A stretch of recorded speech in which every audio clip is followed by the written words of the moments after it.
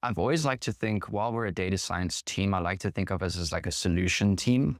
So we will try our best to apply the best solution for a specific problem. So if, for example, there is a business case that requires some initial work to understand like a specific market, for example, and what might do well in a market and what might not. So that might not necessarily be like a data science related solution. That's just some simple analytics that we'll do.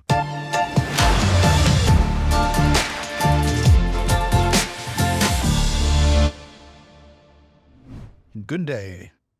My name is Sharid, and welcome to another podcast of Discover Talent with Vico.net.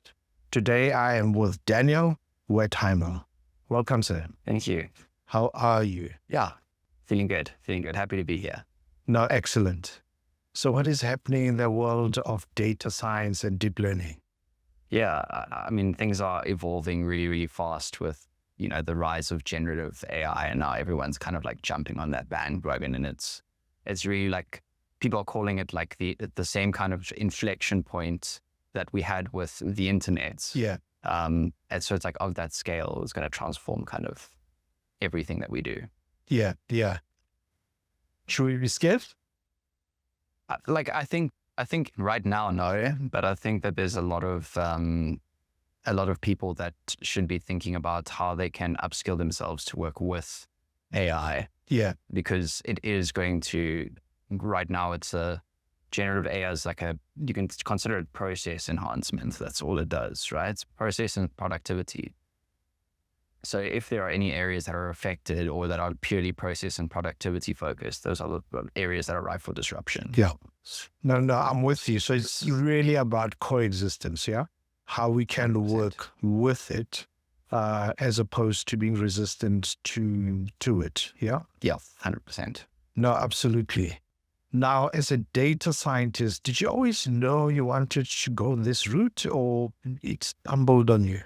Nah, so it stumbled into me and I stumbled into it a bit. So I originally started studying chemistry, decided that I hated it, and then started studying physics. And I really battled to find a job.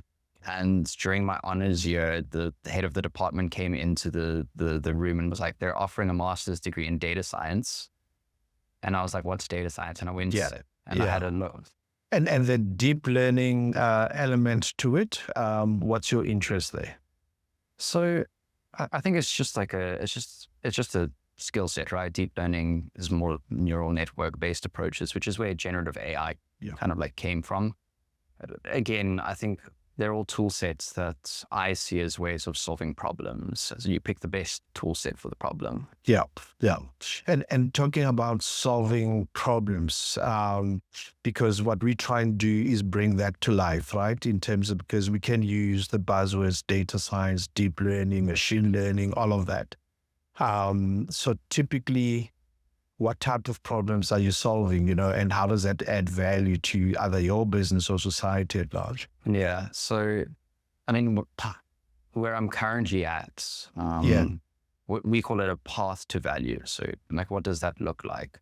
And then in terms of the problems that we're solving, there's quite a lot, for everything from, for example, sales territory optimization. So like where our sales reps are going, who they're servicing to best serve our customers, to, for example, what fridges and what types of fridges we should place in what outlets, so that we can optimize our carbon footprint as well, because a fuller fridge is a more efficient fridge, which means that, will bring down our carbon footprint as well. So like society-wise and organization-wise, there's a lot of stuff that we're doing this.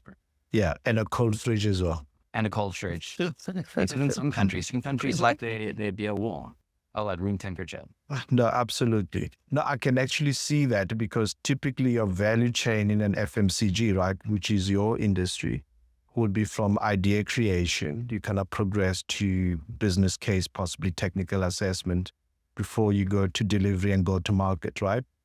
So where you guys slot in would be at that business case level, where you use the data science for go, no go decisions. Is that where typically to slot in? So it depends, right?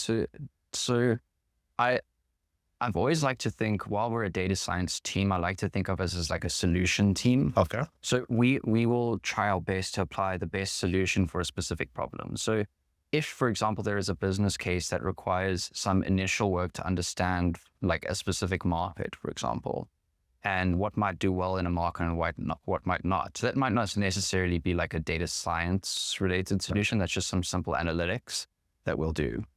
However, there might be a case where we actually want to integrate a new proposition within, for example, our business to business app. So like in Take-A-Lot, you know, if you have like a product recommendation, right? Somebody might say, you know, our product recommendation is not really that great. How can we improve it? And that's where we'll come in. We'll say, well, what data do we have to kind of support the build out of that solution? Yeah.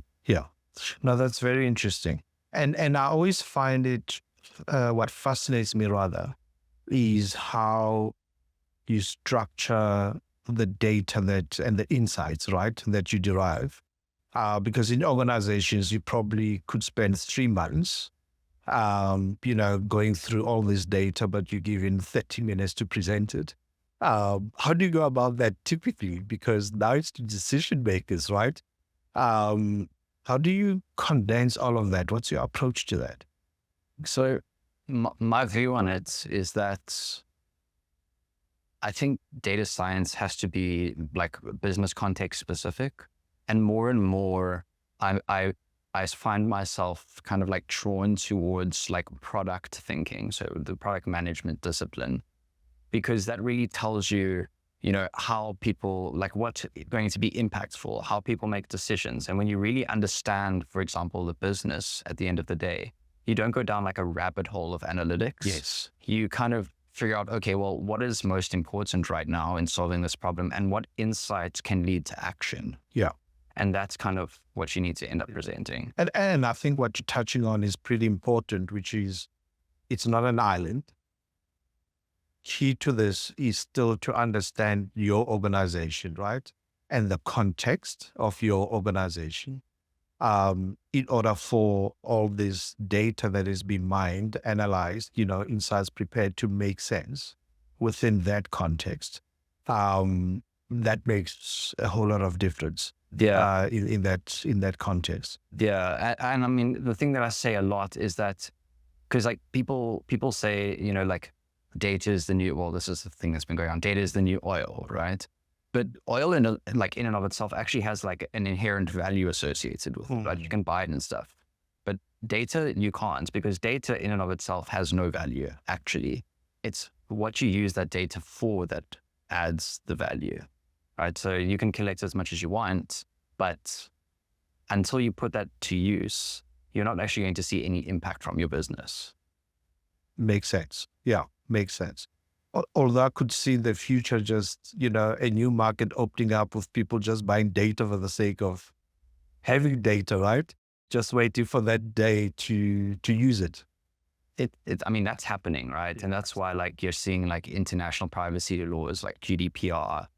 Poppy, I think, will follow, but in GDPR, it's like you can only collect data for what it is used for, right? Very specifically. And outside of that, it has to be destroyed. Yeah. So, yeah. This is a special message to our viewers and subscribers. Thank you for joining us on this exciting journey. Just a few announcements. If you want to be featured on our podcast, please register on our platform, and the details are appearing on your screen now. Secondly, if you wish to sponsor us or advertise in our podcast series, you're more than welcome. You can contact us on details that are also appearing on your screen. And lastly, thank you once again for your valued support.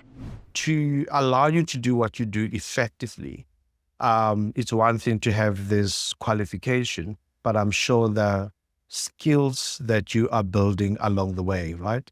What are some of the key ones that you have found to be quite useful in your line of work?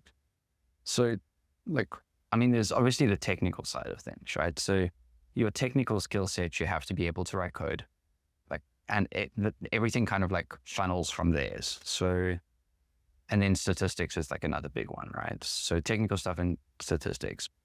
But again, if you want to be a successful data scientist and actually really differentiate yourself from a lot of data scientists, because a lot of people see it as just a technical discipline. At the end of the day, you're solving problems, and those problems are usually related to people, right? And so really taking an interest in the problem that you're trying to solve, the business that you operate in, and really truly trying to deeply understand that area, and then is critical. And then also being able to communicate these technical concepts in a very easy and digestible, clear way. Okay. I read in your resume that you are busy with your master's. Is it complete, or are you still busy with it? I actually never finished my master's. Okay. So when I started my master's a long time ago, and things happened along the way, but ultimately what my master's was getting me was the skill set to do what I needed to do. And then, once that had been done, it was like, well, what now? I have the skill set. There was some issues with the university that I wasn't so happy about. And I was like, it served its purpose in terms of getting me a job. Now, where do I focus my time? Yeah. I mean, that said, you still hold a BSc honors in physics. Yeah. And you've won a few hackathons, right? So you've picked up other interesting skills.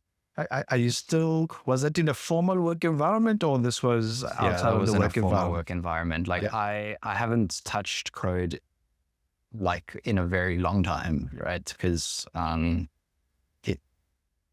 team's growing. Like we're going to be, I think, 12 people from like 3 people when I joined a year and a half ago. So like we're really, really growing. So yeah, from a code perspective, haven't really touched it. But what I try and do is stay abreast of what's happening. I will never contribute to anything that needs to go into production, but I will review it. So I'm aware of what's happening. I can fiddle with stuff, put something together very quickly, but I tend to stay a little bit further away from it. Yeah. So if things don't work out, you can always, go the hackathon. I think the one thing that serves me very, very, very well, though, is because I have like this very technical background and very strong technical skill, coupled with this like very business and people focused side of things. I can go from highly strategic to very, very detailed technical, and all the way along the way. So yeah, and that's a handy skill set to have, because to your earlier point, that whilst you are growing in a technical field, right? Unfortunately or fortunately, it's still in an organization of people. That either you need to lead, manage, interact, convince, collaborate, and so forth. And quite frankly, also clients, consumers, and, that consume the product. So ultimately that becomes an important skill set that perhaps we don't focus enough on, versus the technical skill sets that, we normally say keep building. Yeah, I definitely agree. One thing that I think we lack specifically in the data science space is that even up until now, a lot of the people that we're hiring into data science are people that have mathematical, computer science, engineering backgrounds. But the most impressive and exciting people and successful people that I've worked with in the data science space that are data scientists are people that come from outside of those areas. There was somebody that I used to work with that had a PPE, so philosophy, politics, and economics. We recently started working with a guy who has a degree in economics, and these people are just brilliant, just because like they have a completely different viewpoint, and it again very people focused in these disciplines. Yes. No, that makes absolute sense. And looking back now, what are you most proud of, in terms of the journey you've traveled so far? I think I think I've had a really great career, like up until now, right? And I don't know if I would have got here. So I think the thing that I'm most proud of was that I kind of followed the things that I found to be most interesting, right? I always wondered, when it came to like career development, like everybody has these career goals. I kind of didn't really. I just followed what was interesting. Yeah. Stayed curious and followed the people that I could learn from. And I think along the way, I'm most proud of and grateful for the people that I have like interacted with that have helped me grow. Yeah. And if we called your team and said, who's Daniel, right? One word, what do you think they will say about you if we ask them, And they'd probably say something like supportive. Yeah. I think it's the feedback that I get a lot. It's like I'm kind of always available for my team. Whenever they need something, that's kind of, I will drop everything. I will make time. As busy as my day is, because at the end of the day, like I'm just some dude talking to like a bunch of other people, right? They're the ones that are actually adding the value. So I need to put my time into them. Yeah. No, that's excellent.